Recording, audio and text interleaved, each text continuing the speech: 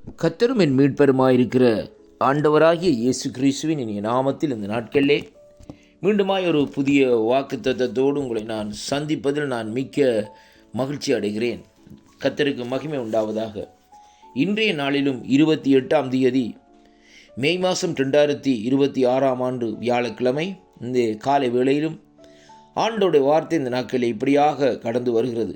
யோபுவின் புஸ்தகம் 29வது அதிகாரம் 3வது வசனத்தை வாசிக்க கேட்போமா இருந்தால், அப்பொழுது அவர் தீபம் என் தலையின் மேல் பிரகாசித்தது, அவர் அருளின வெளிச்சத்தினாலே இருளை கடந்து போனேன் என்று சொல்லி இந்த நாட்களிலே அங்கே வேதம் சொல்லுகிறதை பார்க்கிறோம். பக்தனாகிய யோபுடைய வார்த்தையை இந்த நாட்களில் நாங்கள் பார்ப்போமா இருந்தால், அவர் சொல்லுகிறார், சென்று போன மாதங்களில் தேவன் என்னை காப்பாற்றி வந்த நாட்களிலும் எனக்கு உண்டாயிருந்த சீர் இப்பொழுது இருந்தால் நலமாயிருக்கும். அப்பொழுது அவர் தீபம் என் தலையின் மேல் பிரகாசித்தது, அவர் அருளின வெளிச்சத்தினால் கடந்து போனேன். தேவனுடைய இரகசிய செயல்கள் என் கூடாரத்தின் மேல் இருந்தது.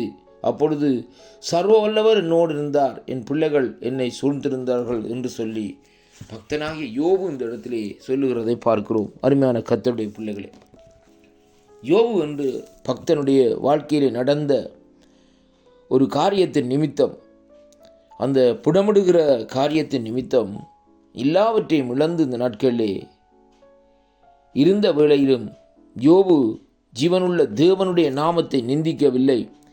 அவருடைய நாமத்தை இந்த நாட்களை புறக்கணிக்கவில்லை.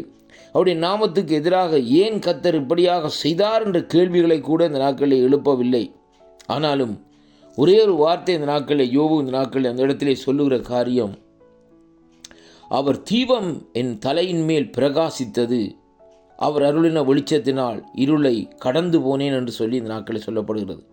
ஆம் பிரியமான அன்பு பிள்ளைகளே, இன்றைய நாட்களிலே அவருடைய தீபம் பரிசுத்த ஆவியானவர் என்று நாங்கள், அதாவது அவர் எங்களுக்கு அனுப்பி தந்த அவருடைய தீபம் நம்முடைய தலையிலே இந்த நாட்களில் பிரகாசித்து கொண்டிருக்கிறது. அது மட்டுமல்ல, அவர் அருளுகிற அந்த வெளிச்சத்தினாலே இருள் இந்த நாட்களை கடந்து போகிறது. பரிசுத்த ஆவியானவர் உங்கள் மேல் வருகிற வேளையிலும் நீங்கள் யூதேயா, எருசலேம், சமாரியாவிலும் எனக்கு சாட்சிகளாக இருப்பீர்கள் என்று என் ஆண்டவராகிய இயேசு கிறிஸ்து திருவிழம் பற்றினார் என்று சொல்லி கர்த்தருடைய வார்த்தை இந்த நாட்களை நமக்கு சொல்லுகிறதை பார்க்கிறோம். ஆனாலும் அதே வார்த்தையைத்தான் இந்த பக்தனாகிய யோபு இந்த நாட்களிலே அங்கே சொல்லுகிறதை பார்க்கிறோம். அவருடைய தீபம் பரிசுத்தாவுடைய அபிஷேகம் என் தலையின் மேல் பிரகாசித்ததென்றும், அதே வேளையிலே அவர் அருளின வெளிச்சத்தினாலே, அந்த பிரகாசத்தினாலே நான் இந்த நாட்களில் என்ன செய்தேன், இருளை நான் கடந்து போனேன் என்று சொல்லி தேவனை நோக்கி இந்த நாட்களில் சொல்லுகிறதை பார்க்கிறோம்.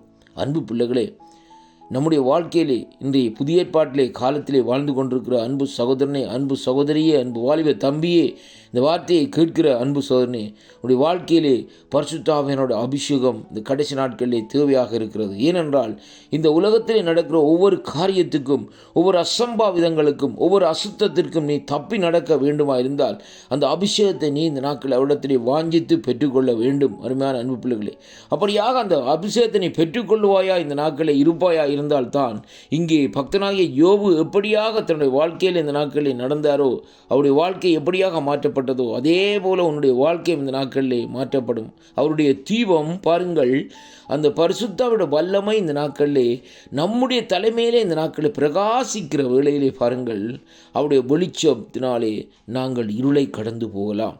எந்த இருளும் இந்த நாட்களில் நம்மை சூழாது, எந்த பயமும் இந்த நாட்களில் நம்மை அணுகாது. ஏனென்றால் அவருடைய வெளிச்சம், அவருடைய அபிஷேகம் நம் தலைமையில் இந்த நாட்களில் இருப்பதனால் இந்த நாட்களிலே அங்கே சத்துருக்கள் நம்மை மேற்கொள்ளாதபடி இந்த நாட்களில் இருக்க முடியும். பக்தனாய தாவீது ராஜா சொல்லுகிறான், அபிஷேகம் பண்ணினவனுக்கு மேலே நான் இந்த நாட்களிலே கரங்களை நீட்ட மாட்டேன் என்று. அருமையான கர்த்தருடைய பிள்ளைகளே, அதனாலே அந்த தேவனுடைய ஜீவனுள்ள தேவனுடைய அபிஷேகத்திலே இந்த நாட்களிலே, பரிசுத்தாவுடைய அபிஷேகத்திலே நாங்கள் அனுதினமும் ஒவ்வொரு நிமிஷம் இந்த நாட்களிலே நிறைந்திருக்க வேண்டும். அதைத்தான் கர்த்தருடைய வார்த்தை இந்த நாட்களில் நமக்கு சொல்லுகிறது. இந்த வாக்குத்தத்தம் உங்களுடைய வாழ்க்கையிலே ஒரு திருப்பத்தையும் ஆசீர்வாதத்தையும் கொண்டு வரும். அதனாலே அபிஷேகத்தினால் நிறைந்து கொள்ளுங்கள். உங்களுடைய வாழ்க்கையிலே இருக்கிற இருள் இந்த நாட்களிலே உங்களை விட்டு கடந்து போகும். நீங்கள் ஆசீர்வதிக்கப்பட்டவர்களாய் சந்தோஷமாக இந்த நாட்களில் இருக்கும்படியாகத்தான் பரிசுத்த ஆவியானவர் இந்த கடைசி நாட்களிலே நமக்கு அருளப்பட்டிருக்கிறார் என்பதை உணர்ந்து கொள்ள வேண்டும். அதனாலே ஆவியானவருடைய அபிஷேகத்தை அசட்டை பண்ணாதபடி அந்த அபிஷேகத்தை பெற்று இந்த நாட்களிலே நீங்கள் வெளிச்சத்திலே நடக்கிற பிள்ளைகளாக இந்த நாட்களில் இருங்கள். அப்பொழுது அந்த இருள் உங்களை கடந்து போய் இந்த நாட்களிலே அவருடைய வெளிச்சம் உங்களை நடத்தும். கர்த்தர் தாமே உங்களை நிறைவாக ஆசீர்வதிப்பாராக. ஆமேன், ஆமேன், ஆமேன்.